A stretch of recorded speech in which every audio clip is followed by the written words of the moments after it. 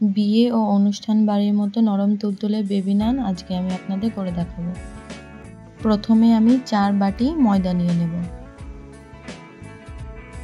4 বাটি ময়দা নেওয়া হয়ে গেলে এর মধ্যে আমি 1 চামচ লবণ ও 1 চামচ চিনি দিয়ে নেব। সামান্য পরিমাণ সাদা তেল দিয়ে নেব। 1 বাটি টক দই দিয়ে নেব। ইস্টটা আমি গুলে ওর মধ্যে দিয়ে দেব। ভালো করে আটাটাকে মাখিয়ে নেব।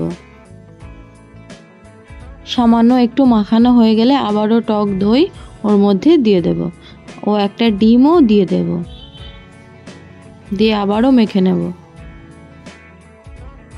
এবার একটু একটু করে জল দেব আর বেবি নানের ডোটা বানিয়ে ফেলব।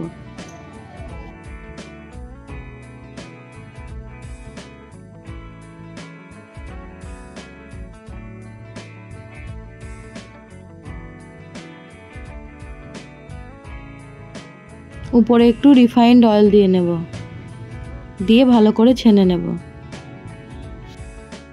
2 ঘন্টা রেখে দিয়েছিলাম, আবার এটাকে সুন্দর করে মেখে নেব।